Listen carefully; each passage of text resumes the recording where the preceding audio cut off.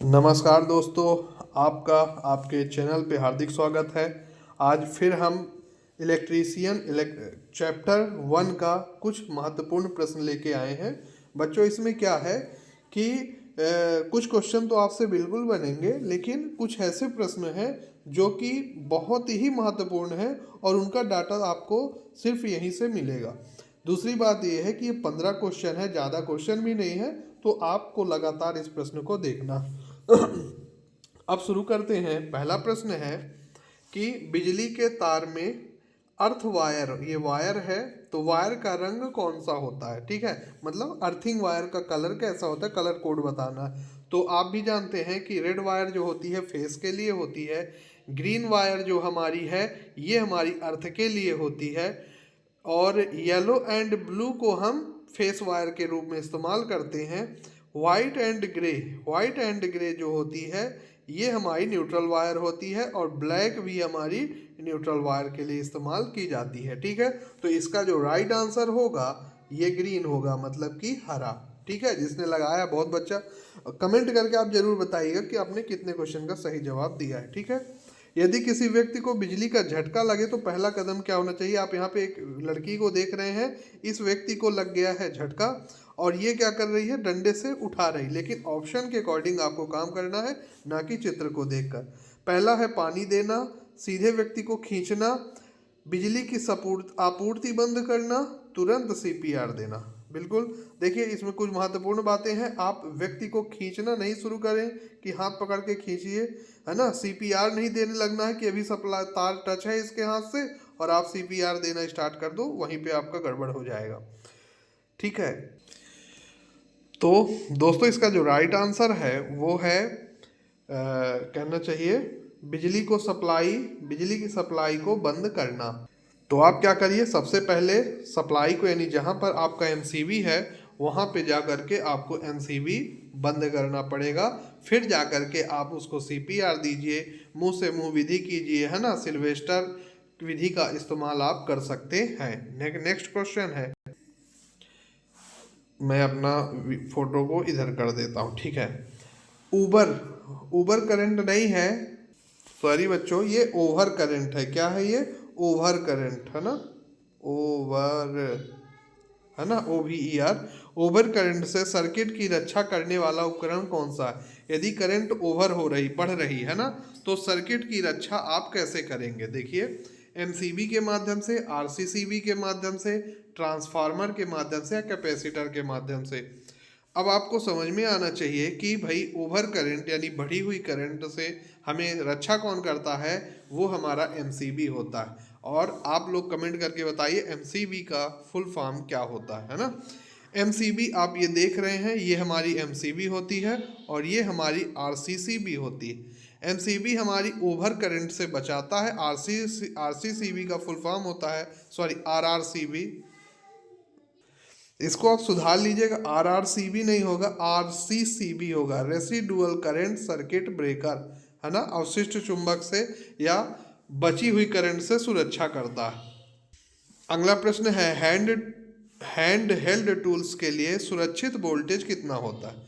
मतलब आपको ये कहना चाहिए कि आपके पास जितने भी टूल्स हैं उन टूल्स को न्यूनतम कितना वोल्ट है कि यदि पकड़ भी जाएगा तो हमें किसी भी प्रकार से कष्ट नहीं होगा। ऑप्शन है 230 वोल्ट, 110 वोल्ट, 440 या 12 वोल्ट। तो दोस्तों 12 वोल्ट बिल्कुल नहीं लगाना है। इसका जो राइट आंसर होगा वो होगा 110 वोल्ट। जिन्होंने 110 वोल्ट लगाया है उसका जवाब बिल्कुल सही है। नेक्स्ट प्रश्न, विद्युत आग बुझाने के लिए कौन सा अग्निशामक यंत्र उपयोग किया जाता है? आपको जानकारी होनी चाहिए कि हमने बताया था LOGE यानी लॉज। लॉज में ये ए प्रकार का हो गया, है ना, ये बी प्रकार का हो गया, ओ जो है हमारा वो बी प्रकार का हो गया, और जी है हमारा सी प्रकार का हो गया, और ये हमारा डी प्रकार का हो गया। ठीक है, ये हमारा डी प्रकार का हो गया। तो एल मतलब लकड़ी, एल मतलब होता है क्या? लकड़ी। ओ मतलब ऑयल, और जी मतलब गैस, और ई मतलब इलेक्ट्रिसिटी, है ना। तो इस तरह से याद कर सकते हो कि ए प्रकार की आग कौन से है, लकड़ी में लगी आग। बी प्रकार से कौन सी आग है, ऑयल में लगी आग। और सी प्रकार की आग कौन से है, गैस में लगी आग। और डी में कौन सी आग है, इलेक्ट्रिसिटी में लगी आग। तो देखिए यहाँ पर 4 ऑप्शन दिए हैं, पानी, फोम, CO2 या रेत से भरी बाल्टी। हमारे दिमाग में ये चीज़ चलता होगा कि रेत से भरी बाल्टी बिल्कुल सही है, वैसे डालना चाहिए। मगर यदि आपके पास CO2 टाइप का अग्निशामक यंत्र है तो आप CO2 टाइप में जरूर लगाइए। इसका जो राइट आंसर होगा CO2 प्रकार का, है ना। विद्युत आग बुझाने के लिए आपको CO2 टाइप का अग्निशामक यंत्र का इस्तेमाल करना पड़ेगा। प्रश्न नंबर 6, PPE का पूरा नाम। PPE ये आप देख रहे होंगे, ये आदमी कोरोना काल में सबसे ज़्यादा इस तरह के डॉक्टर लोगों ने एक सफ़ेद कलर का कपड़ा पहना था, इस तरह से ग्लव्स होते हैं और गोगल होता है ना, नोज ये मास्क होता है, एप्रॉन वगैरह ये सब पहने रहते हैं ना, इसी को बोलते हैं PPE किट। और PPE किट का पूरा नाम क्या है, personal protection equipment, public protection engine, personal power equipment या पर्सनल प्रोटेक्टिव एलिमेंट। तो इसका जो राइट आंसर होगा option number A, personal protection equipment. जिसने लगाया बहुत अच्छा। नेक्स्ट प्रश्न है, इंस्टॉलेशन के लिए अर्थिंग रेजिस्टेंस कितना होना चाहिए। यदि आप मान लीजिए किसी बिल्डिंग में या किसी स्कूल में, किसी कारखाने में आप अर्थिंग का इंस्टॉलेशन करते हैं दोस्तों, तो उसका प्रतिरोध कितना ओम होना चाहिए। पहला ऑप्शन है 1 ओम से कम, 25 ओम से कम, 100 ओम से अधिक या ठीक 50 ओम। तो दोस्तों यदि अर्थिंग का रेजिस्टेंस की बात करें तो इसका बी ऑप्शन होगा, 25 ओम से कम होना चाहिए। ध्यान रखिएगा, इंस्टॉलेशन के लिए अर्थिंग रेजिस्टेंस कितना होना चाहिए, 25 ओम से कम होना चाहिए, 25 ओम से ज़्यादा नहीं होना चाहिए। ठीक है। अगला प्रश्न है, कंटिन्यूटी जांचने का उपकरण कौन सा होता है। कंटिन्यूटी कैसे समझिएगा, यानी हिंदी में उसको निरंतरता कहते हैं। मान लीजिए ये कोई तार है कुछ इस तरह से, राउंड राउंड शेप में तार, ये तार कहीं से टूट तो नहीं गई है, ब्रेक तो नहीं हो गई है ना। तो इसकी जांच करना है तो हमें क्या करना पड़ेगा, कंटिन्यूटी लेना पड़ेगा। या तो आपके पास सीरीज टेस्टिंग लैंप होना चाहिए या मल्टीमीटर होना चाहिए, या ये दोनों नहीं है तो तीसरा कौन सा उपकरण है जो होना चाहिए। ऑप्शन में देखिए, एम्पियर मीटर या एमीटर, ये विद्युत धारा की जांच करता है।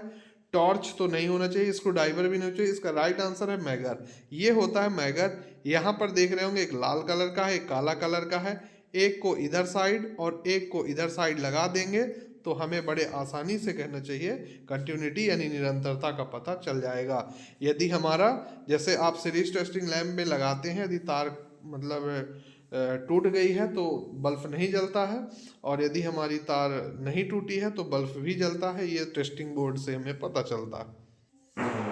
अगला प्रश्न है, इनमें से कौन सा बिजली का खतरा नहीं है ना, मतलब बिजली का शॉक लगना बिल्कुल खतरा है भाई, आग लगना ये भी खतरा है, जलना ये भी खतरा है, और वेंटिलेशन, वेंटिलेशन का मतलब है कहाँ से कोई एक खिड़की है, उस खिड़की से हवा या प्रकाश का आना, वो हमारा वेंटिलेशन कहलाता है। तो इससे हमें कोई भी खतरा नहीं होता है। तो इनमें से कौन सा बिजली खतरा नहीं है, वेंटिलेशन नहीं है, बाकी सब बिजली के खतरे हैं, सबसे दिक्कत होती है। अगला क्वेश्चन है, LOTO, लोटो, लोटो का उपयोग किस लिए किया जाता है। ये क्वेश्चन नया है बच्चों, तो इसमें कोई कंफ्यूजन नहीं है, ये भी आपके इलेक्ट्रिकल से ही संबंधित प्रश्न है। कार की गति को बढ़ाने के लिए, मैकेनिकल लुब्रिकेशन के लिए, आकस्मिक विद्युत चालू होने के लिए, या कंटिन्यूटी जांचने के लिए। तो देखिए, इमरजेंसी लाइट को चालू होने से रोकने के लिए, लोटो एक प्रकार से ताला है ना। ताला मतलब कहना चाहिए कि जो अचानक इमरजेंसी लाइट हो, है ना, वो चालू होने से रोकने के लिए हम लोटो का इस्तेमाल किया जाता है। तो इसका जो राइट आंसर है option number C is correct answer. अगला क्वेश्चन है, किसी विद्युत उपकरण पर कार्य करने से पहले क्या सुनिश्चित करना चाहिए। बिल्कुल सही है, कल के दिन आप किसी कंपनी में जाएंगे और वहां पर किसी भी उपकरण पर कार्य करेंगे, कोई पैनल पे काम करेंगे, है ना कहीं आप काम करने को मिलेगा, तो आपको क्या सुनिश्चित करना चाहिए, वह रंगा हुआ हो, वह बंद और अलग किया गया हो, तार हटाए गए हो, या वोल्टेज बढ़ाया गया हो। तो भाई सीधी सी बात है, यदि किसी उपकरण में आप काम कर रहे हैं तो सबसे पहले वो स्विच ऑफ होना चाहिए, है ना, बंद होना चाहिए, और सबसे उसे अलग किया गया हो, मतलब बी ऑप्शन इसका सही जवाब होगा।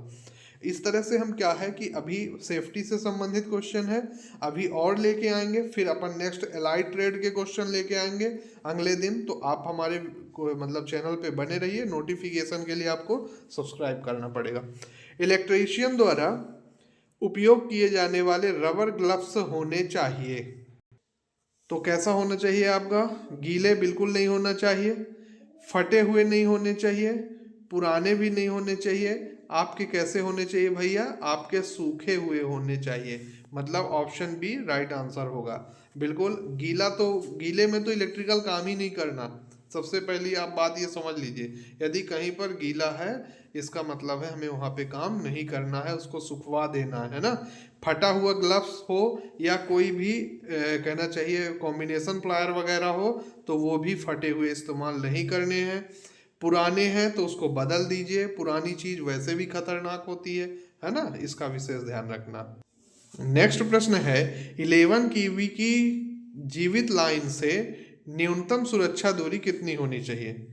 देखिए 11 केवी की जो लाइन होती है, लाइव वायर जो होती है, उसकी न्यूनतम सुरक्षा दूरी कितने मीटर होनी चाहिए? 1 मीटर, 2 मीटर, 3 मीटर या 4 मीटर? तो भाई वायर की दूरी समथिंग 3 मीटर होना चाहिए। ध्यान रखिएगा, ये जैसे वायर गई है तो इनके बीच कम से कम, है ना, 3 मीटर का गैप होना चाहिए। नेक्स्ट प्रश्न है सीपीआर का पूरा नाम क्या है? सीपीआर आपने देखा ही है, बताया गया था कि जब कभी भी इसको किसी व्यक्ति को झटका लग जाए तो क्या होता है कि उसकी सांसें मतलब निकलना बंद हो जाती, तो हमें सांसों को वापस लाने के लिए सीपीआर दिया जाता है ना। तो एक प्रकार से हार्ट के ऊपर रख के हमें कम से कम 10 मिनट तक उसको पंपिंग करना होता है, ठीक है। तो उस प्रोसेस को सीपीआर, या फिर आपको मुंह से मुंह विधि भी करना पड़ता है, तो ये भी हमारी सीपीआर प्रोसेस कहलाती है। तो इसका फुल फॉर्म पूछा जाता है तो आपको फुल फॉर्म बनना चाहिए। Circuit protection relay, cardio pulmonary registration, current position register या पुली सर्किट पुली रोशन। तो इसका जो राइट आंसर होता है cardio pulmonary resuscitation, cardio pulmonary resuscitation, PCPR, cardio pulmonary resuscitation, ठीक है।